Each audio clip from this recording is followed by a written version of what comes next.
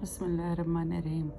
اور اس سے زیادہ اور کون ظالم ہو سکتا ہے کہ جو مسجدوں میں اللہ کے ذکر کو منع کرے اور ان کی ویرانی کی خواہش کرے۔ ان کو کوئی حق نہیں کہ وہ ان میں داخل ہو مگر ڈرتے ہوئے۔ ایسے لوگ کو دنیا میں بھی رسوائی ہے اور آخرت میں بڑا عذاب ہے۔ اور اللہ ہی کا ہے مشرق اور مغرب، پاس جس طرف بھی تم رخ کرو گے اسی طرف اللہ کی ذات ہے۔ بلا شبہ اللہ کی وسعت کی کوئی انتہا نہیں، اسی طرح اس کے علم کی بھی کوئی حد نہیں ہے۔ اور یہ کہتے ہیں کہ اللہ اولاد رکھتا ہے، نہیں، وہ تو پاک ہے اور بالاتر ان چیزوں سے، بلکہ ہر چیز جو آسمانوں میں ہے اور زمین میں ہے سب کی سب اسی کی ہے اور سب اس کے فرما بردار ہے۔ وہی پیدا کرنے والا ہے آسمانوں اور زمین کا، اور جب بھی وہ کوئی کام کرنا چاہتا ہے اس سے کہہ دیتا ہے ہو جا، وہ ہو جاتا ہے۔ اور وہ لوگ جو علم نہیں رکھتے کہہ دیتے ہیں کہ اللہ ہم سے کلام کیوں نہیں کرتا، یا ہمارے پاس کوئی نشانی کیوں نہیں آتی۔ اسی طرح جو ان سے پہلے تھے وہ بھی انہی کی سی باتیں کیا کرتے تھے۔ ان کے دل ایک دوسرے سے ملتے جلتے ہیں، یقین کرتے ہیں۔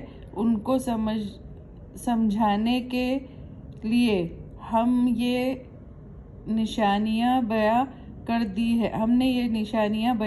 دی ہیں۔ اے نبی، ہم نے تم کو خوشخبری دینے والا، عذاب سے ڈرانے والا دین حق دے کر بھیجا ہے، اور دوزخیوں کے بارے میں تم سے کوئی سوال نہیں کیا جائے گا، اور یہودی آپ سے کبھی خوش نہیں ہوں گے اور نہ عیسائی ہی خوش ہوں گے، یہاں تک کہ تم ان کے مذہب کی پیروی کر لو۔ آپ کہہ دیں کہ اللہ کی ہدایت ہی تو اسلام کی ہدایت ہے۔ اگر اے نبی تم ان کی خواہشات کی پیروی کرو گے،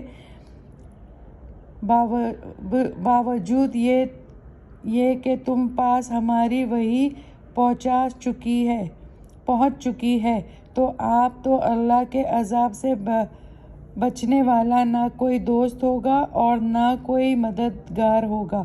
وہ جن کو ہم نے کتاب دی ہماری کتاب ایسے پڑھتے ہیں جیسے کہ پڑھنے کا حق ہے، یہی لوگ اس پر ایمان رکھتے ہیں، اور جو اس کو نہیں مانتے، یہی لوگ خسارے میں رہیں گے اور نقصان اٹھائیں گے۔ اے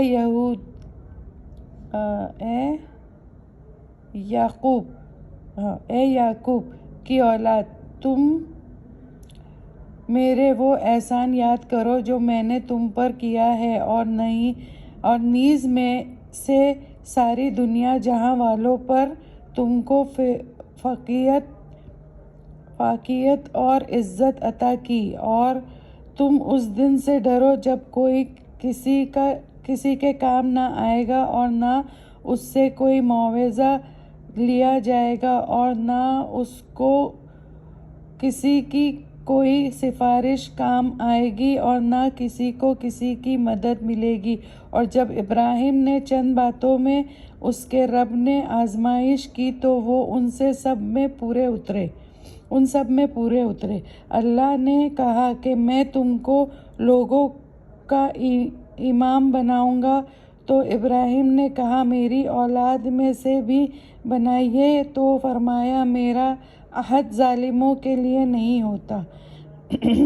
اور جب ہم نے خانہ کعبہ کو لوگوں کے لیے جمع ہونے اور امن پانے کی جگہ بنایا اور حکم دیا کہ تم مقام ابراہیم کو نماز کی جگہ بنا لو، اور ابراہیم اور اسماعیل سے ہم طواف کرنے والوں اور اعتکاف کرنے والوں، رکوع کرنے والوں اور سجدہ کرنے والوں کے لیے صاف رکھا کرو۔